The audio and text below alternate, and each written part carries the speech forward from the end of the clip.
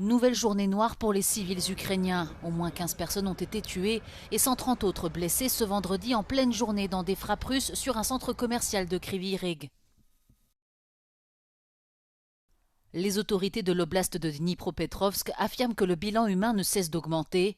Plus loin à Mykolaïv, 4 personnes ont aussi été tuées dans des frappes russes. Le président Volodymyr Zelensky a condamné cette nouvelle attaque sur sa ville natale, la qualifiant de cynique et méprisable, et a appelé la communauté internationale à renforcer ses pressions sur la Russie. Ces derniers jours, l'Ukraine a dû faire face à de nouvelles frappes meurtrières russes. Jeudi, une attaque contre un centre commercial de la ville de Kramatorsk a coûté la vie à 2 personnes.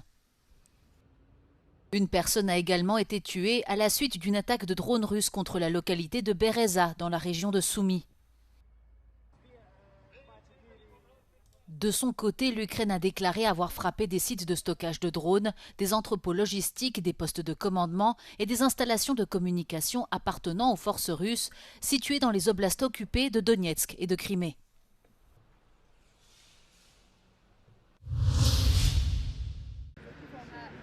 La FIFA a infligé de lourdes sanctions après les incidents survenus lors de la finale de la Coupe du Monde, marquée par des affrontements entre joueurs argentins et espagnols. Le milieu de terrain de l'Albiceleste Leandro Paredes écope de 10 matchs de suspension pour avoir saisi l'Espagnol Eric Garcia à la gorge. Une sanction qui figure parmi les plus lourdes jamais prononcées dans l'histoire de la Coupe du Monde, au même niveau que celle infligée à Luis Suarez en 2014.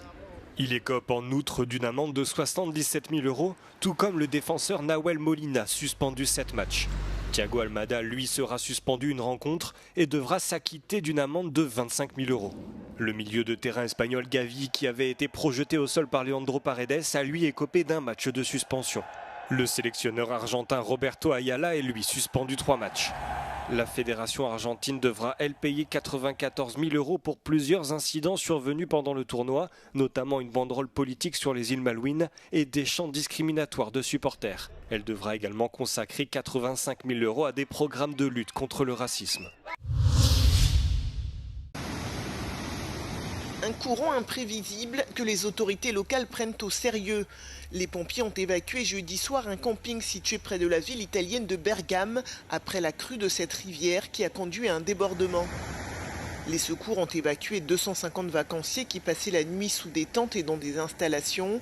Une opération préventive ordonnée pour éviter tout risque de glissement de terrain ou d'inondation dans cette zone située dans le nord-est du pays.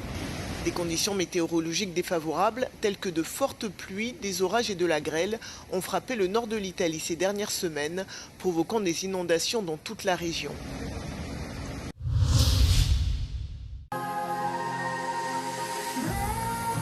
C'est un set un peu particulier auquel ont pu assister les personnes présentes au Budapest Park ce jeudi. Car sur la scène, c'est le portugais Padre Guilherme qui se produisait. Ce DJ prêtre le plus célèbre du monde, car peut-être le seul, remplit régulièrement les salles et les arènes où il passe. Pour la première fois, il était en Hongrie à l'occasion de la fête nationale. Des milliers de Hongrois sont venus célébrer ce 20 août au rythme de la techno et sous le signe du christianisme. Alors que les feux d'artifice résonnaient sur les rives du Danube, le Budapest Park s'est transformé en véritable cathédrale électro. Les tubes parlant de foi, d'au-delà et de réconciliation se sont enchaînés. Sur les écrans géants sont apparus des rosaces, des citations bibliques et même le pape Léon XIV qui s'est adressé directement à la foule. Padre Guilherme, ancien aumônier militaire, va même jusqu'à transformer le message du souverain pontife en morceaux de techno.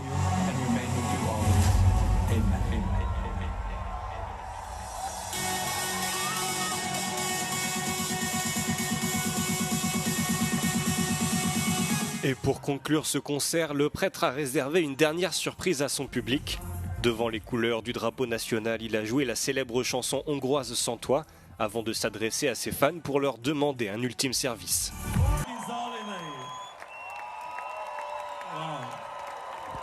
And pray for me. I will pray for you also.